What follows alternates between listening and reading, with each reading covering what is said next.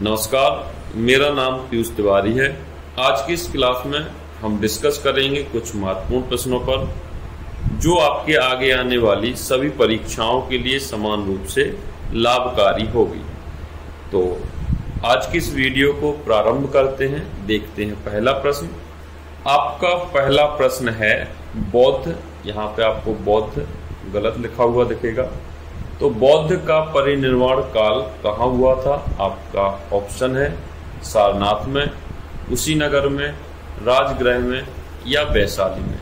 तो बौद्ध का जो परिनिर्वाण हुआ था वह आपका हुआ था कुशीनगर में। तो आपका राइट ऑप्शन होगा ऑप्शन नंबर बी। अब परिनिर्वाण काल होता क्या है? तो शरीर से जो आत्मा अलग होने की प्रक्रिया है इसी को हम परिनिर्वाण कहते हैं। और आम बोलचाल की भाषा में इसे देखा जाए तो शरीर से प्राणों का निकल जाना ही आपका परिनिर्वाण काल है। तो गौतम बुद्ध का परिनिर्वाण काल आपका कुशीनगर में हुआ था और ऐसा माना जाता है कि इन्होंने चुंद नामक एक व्यापारी था उसके यहाँ पे भोजन किया जिससे इन्हें फूड पॉइजनिंग हुआ और फूड पॉइजनिंग की वजह से इनकी मौत हो गई थी। तो आपका राइट ऑप्शन होगा ऑप्शन नंबर बी। और यदि बात की जाए सारनाथ की तो सारनाथ में महात्मा बौद्ध ने अपना प्रथम उपदेश दिया था। ठीक है, तो प्रथम उपदेश की यदि बात की जाए तो सारनाथ में दिया था।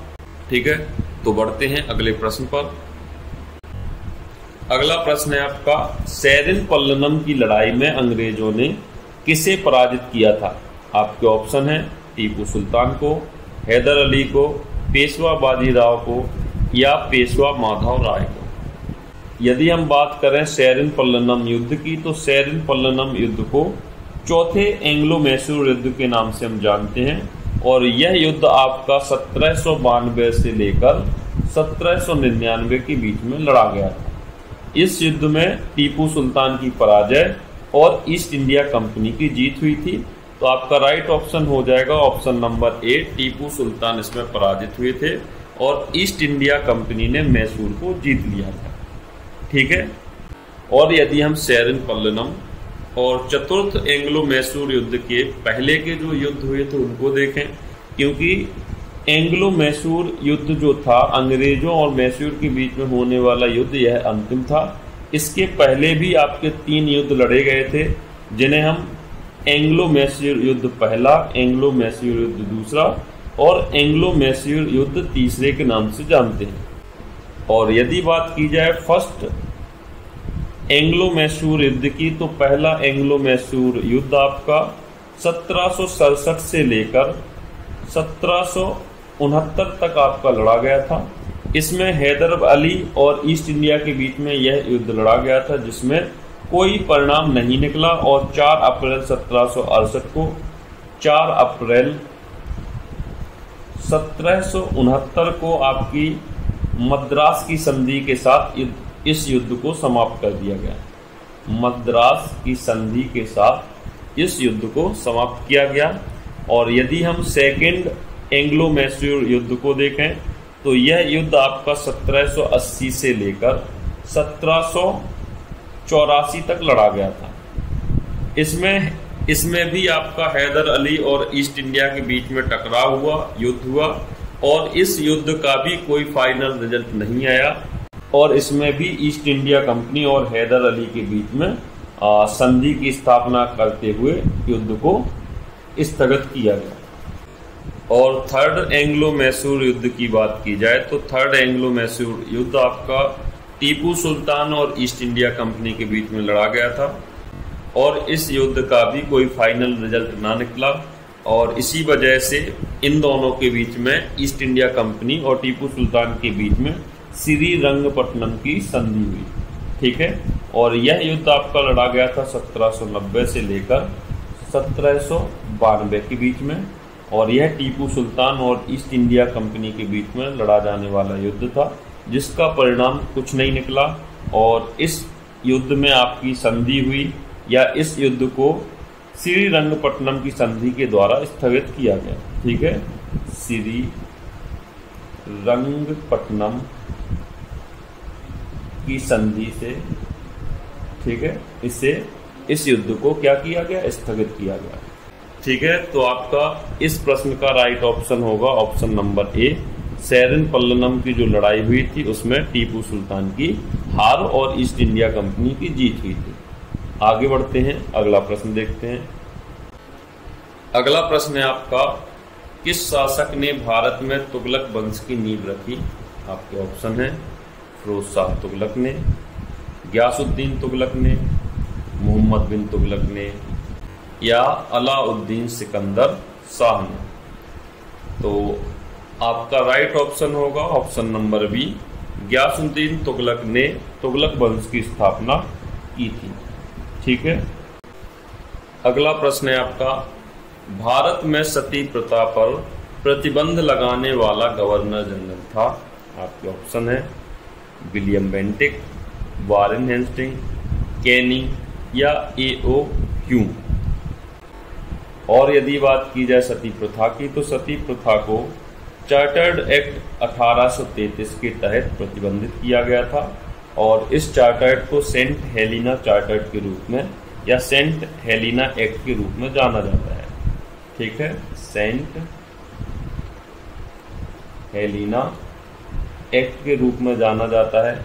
और यदि बात की जाए 1833 का चार्टर्ड आया था, इसमें क्या क्या सुधार हुए थे? तो आपके सुधार, आपका पहला था ईस्ट इंडिया कंपनी की व्यावसायिक शक्ति को खत्म करके इसे एक प्रशासनिक निकाय बना दिया गया था। ठीक है, तो ईस्ट इंडिया कंपनी की जो व्यापारिक शक्ति थी इसको खत्म किया गया और इसे एक प्रशासनिक निकाय के रूप में भारत में रखा गया। और इसी चार्टर्ड अधिनियम के अंतर्गत सिविल सेवकों के लिए खुली परीक्षा का आयोजन किया गया। सिविल सेवकों के लिए खुली परीक्षा का आयोजन भी इसी चार्टर्ड के अंतर्गत किया गया। और इसी चार्टर्ड के अंतर्गत जो आपके विलियम बेंटिक थे, इन्होंने सती प्रथा पर प्रतिबंध लगाया था और सती प्रथा के साथ साथ दास प्रथा पर भी इन्होंने क्या लगाया था? पूर्ण रूप से प्रतिबंधित कर दिया था या दास प्रथा और सती प्रथा को गैर कानूनी घोषित कर दिया था भारत के अंदर। ठीक है, तो आपका राइट ऑप्शन होगा ऑप्शन नंबर ए। आगे बढ़ते हैं, अगला प्रश्न है आपका, संवैधानिक उपचारों का अधिकार के तहत आता है? तो आपको बताना है संवैधानिक उपचार किसके तहत आता है? तो आपका राइट ऑप्शन होगा ऑप्शन नंबर सी, संवैधानिक अधिकारों के अंतर्गत ही आपके संवैधानिक उपचार आते हैं। तो राइट ऑप्शन होगा ऑप्शन नंबर सी। आगे बढ़ते हैं, अगला प्रश्न है आपका, भारत के संविधान के खालिस्तान के अनुसार राष्ट्रपति के पास अध्यादेश पारित करने की शक्ति है? आपके ऑप्शन है अनुच्छेद 123 के अंतर्गत, अनुच्छेद 121, अनुच्छेद 129 या अनुच्छेद 108। तो आपको इस प्रश्न में बताना है कि भारत का जो राष्ट्रपति है वह किस अनुच्छेद के अंतर्गत अपना अध्यादेश पारित करता है। यदि बात करें हम अनुच्छेद 108 की, तो अनुच्छेद 108 आपका संबंधित है संयुक्त बैठक से संबंधित है। संयुक्त बैठक की बात की जाए तो संयुक्त बैठक को क्यों और किसके द्वारा और कब बुलाई जाती है? तो आपको याद रखना है कि संयुक्त बैठक को तब बुलाया जाता है जब दोनों सदनों के बीच में कोई गतिरोध हो या किसी अध्यादेश को पारित करने के लिए दोनों की सामूहिक स्थिति या सामूहिक राय ना बन पा रही हो। ठीक है, तो ऐसे में राष्ट्रपति जी संयुक्त बैठक को बुलाते हैं और इस संयुक्त बैठक की अध्यक्षता लोकसभा का अध्यक्ष करता है। ठीक है, तो संयुक्त बैठक का संबंध है अनुच्छेद 108 से। और यदि हम बात करें अनुच्छेद 129 की, तो अनुच्छेद 129 आपसे कहता है कि सुप्रीम कोर्ट एक अभिलेख न्यायालय होगा। ठीक है, अनुच्छेद 129 क्या होगा? अभिलेख न्यायालय होगा। ठीक है, तो सुप्रीम कोर्ट आपका अभिलेख न्यायालय होगा। इसका तात्पर्य है कि सुप्रीम कोर्ट में जो भी फैसले सुनाए जाते हैं उसको संरक्षित करके रखा जाएगा और जो उसकी लोअर आपके न्यायालय है वो उसका उदाहरण देके अपने डिसीजन को सुना सकता है। ठीक है, और यदि बात की जाए अनुच्छेद 121 की, तो अनुच्छेद 121 कहता है कि सुप्रीम कोर्ट और हाई कोर्ट के न्यायाधीशों की चर्चा आपके सदन में नहीं की जा सकती है, या सुप्रीम कोर्ट या हाई कोर्ट के न्यायाधीश बहस का मुद्दा नहीं होंगे संसद में। ठीक है, तो आपका 121 आपका संबंधित है सुप्रीम कोर्ट और हाई कोर्ट के न्यायाधीशों से, न्यायाधीश जो कि संसद में इनके ऊपर बहस नहीं की जा सकती, इतना बताया गया है अनुच्छेद 121 में। और यदि बात की जाए अनुच्छेद 123 की, तो आपका अनुच्छेद 123 के अंतर्गत ही भारत का राष्ट्रपति अध्यादेश पारित करता है, तो आपका राइट ऑप्शन हो जाएगा ऑप्शन नंबर ए। ठीक है, आगे बढ़ते हैं। अगला प्रश्न है आपका, भारत का राष्ट्रपति अपने कार्यकाल पूरे होने से पहले त्याग पत्र देना चाहे तो किसे देगा? आपके ऑप्शन है मुख्य न्यायाधीश को देगा, राज्यसभा के अध्यक्ष को देगा, लोकसभा के अध्यक्ष को देगा, या यहाँ पे उपराष्ट्रपति को देगा। ठीक है, तो आपका राइट ऑप्शन होगा ऑप्शन नंबर डी, राष्ट्रपति जो अपना त्याग पत्र है उपराष्ट्रपति को देते हैं। ठीक है, आगे बढ़ते हैं। अगला प्रश्न है आपका, महाद्वीप जिसे द गोल्डन फ्लीस के नाम से जाना जाता है, आपके ऑप्शन है अफ्रीका को, ऑस्ट्रेलिया को, नॉर्वे को, या फिनलैंड को। तो आपका राइट ऑप्शन होगा ऑप्शन नंबर बी, ऑस्ट्रेलिया को द गोल्डन फ्लीस के नाम से जाना जाता है। अगला प्रश्न है आपका, निम्नलिखित में से कौन सी भूमि जिस पर किसी देश का स्वामित्व नहीं है? आपके ऑप्शन है वनुआतू, अंटार्कटिक, ग्रीनलैंड, या सोलोमन द्वीप। तो आपका राइट ऑप्शन होगा ऑप्शन नंबर ए, वनुआतू जो भूमि है इस पर कोई भी देश अपना कब्जा नहीं बताता है। ठीक है, तो आपका राइट ऑप्शन होगा ऑप्शन नंबर ए। अगला प्रश्न है आपका, यूरोप के उच्चतम पर्वत शिखरों में से एक माउंट एल्ब्रुस कहाँ स्थित है? तो माउंट एल्ब्रुस आपका स्थित है जर्मनी में, स्विट्जरलैंड में, यूक्रेन में, या रूस में। तो आपको जल्दी से बताना है कि आपका कौन सा ऑप्शन सही होगा। तो माउंट एल्ब्रुस आपका जॉर्जिया और रूस की सीमा पर स्थित है, तो आपका राइट ऑप्शन हो जाएगा ऑप्शन नंबर डी। ठीक है, यदि ऑप्शन में जॉर्जिया होता, रूस ना होता तो जॉर्जिया हो जाता, और जॉर्जिया रूस दोनों होते तो दोनों की सीमा पर स्थित है आपका एल्ब्रुस माउंट या माउंट एल्ब्रुस पर्वत। ठीक है, तो आपका राइट ऑप्शन होगा ऑप्शन नंबर डी। अगला प्रश्न है आपका, भारतीय अर्थव्यवस्था का मेरुदंड कौन सा क्षेत्र है? आपके ऑप्शन है सेवा क्षेत्र है, वित्तीय क्षेत्र है, कृषि क्षेत्र है, या पर्यटन क्षेत्र। और यदि हम बात करें भारतीय अर्थव्यवस्था के मेरुदंड की, तो भारतीय अर्थव्यवस्था का जो रीढ़ की हड्डी है वह है आपका किसान है, और किसान संबंधित है आपका कृषि से, तो आपका राइट ऑप्शन हो जाएगा ऑप्शन नंबर सी। ठीक है, तो किसान आपका क्या होगा, रीढ़ की हड्डी है भारत का, तो किसानों का सम्मान होना चाहिए। ठीक है, तो राइट ऑप्शन होगा ऑप्शन नंबर सी। आगे बढ़ते हैं।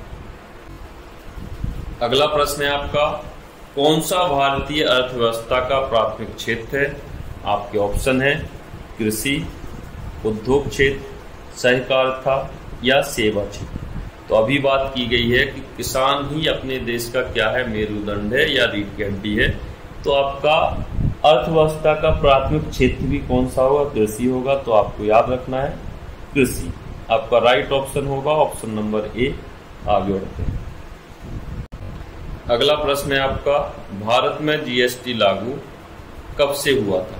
आपके ऑप्शन है, ये यहाँ पे था है, आपके ऑप्शन है 2015 से, 16 से, 17 से, या 18 से। यदि बात की जाए जीएसटी की, तो जीएसटी आपका 2017 से असम में लागू हुआ था, या ऐसा बोला जाए कि असम ने अपने यहाँ पे जीएसटी को पहले लागू किया था, और यह सन थी आपकी 2017। तो आपका राइट ऑप्शन भी हो जाएगा 2017। यदि बात की जाए जीएसटी को किस समिति की संस्तुति पर बनाया गया था, तो आपका राइट ऑप्शन होगा विजय केलकर। ठीक है, विजय केलकर समिति की संस्तुति पर जीएसटी को भारत में लागू किया गया था। और यदि हम जीएसटी के अध्यक्ष की बात करें तो जीएसटी का अध्यक्ष होता है वित्त मंत्री। और जीएसटी समिति के प्रथम अध्यक्ष को देखा जाए तो जीएसटी समिति के प्रथम अध्यक्ष थे आपके अरुण जेटली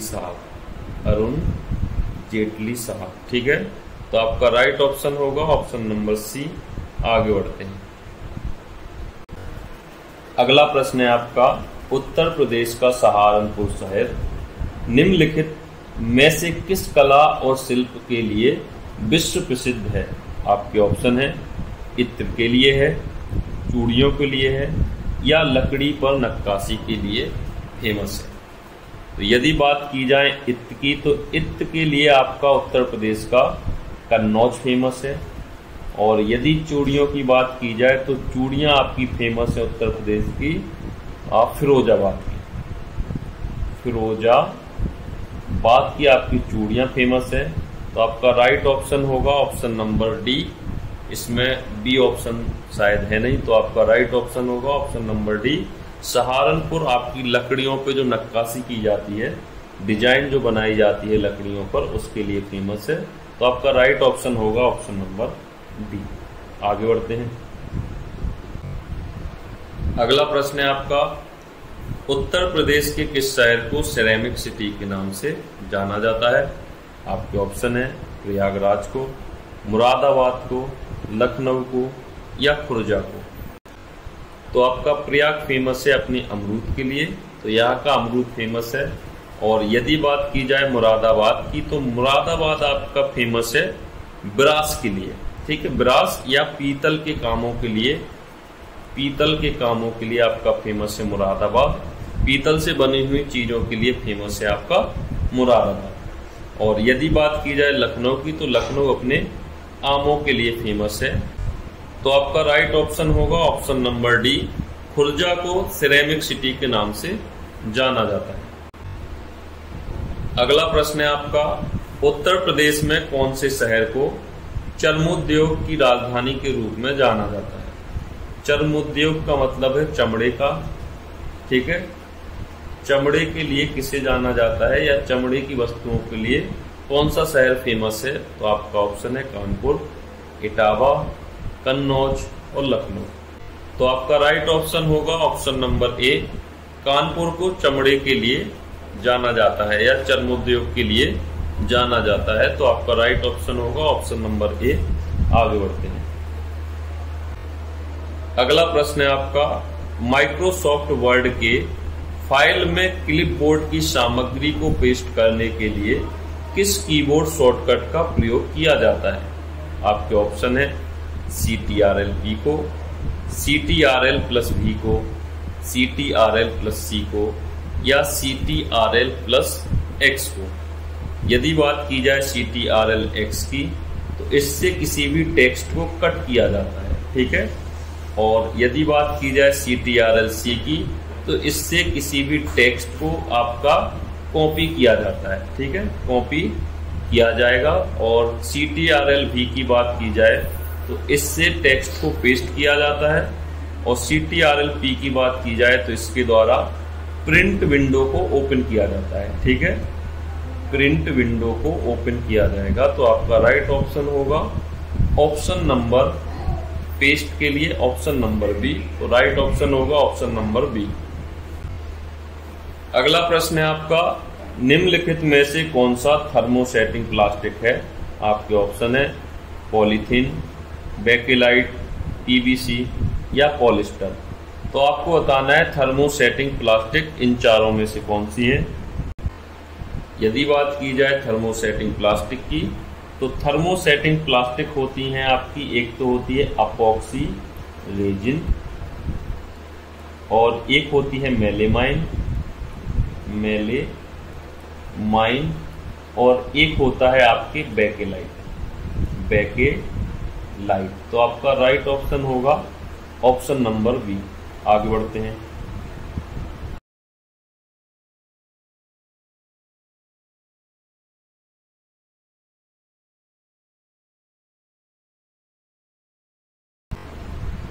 उत्तरी ध्रुव पर, दक्षिणी ध्रुव पर या कहीं।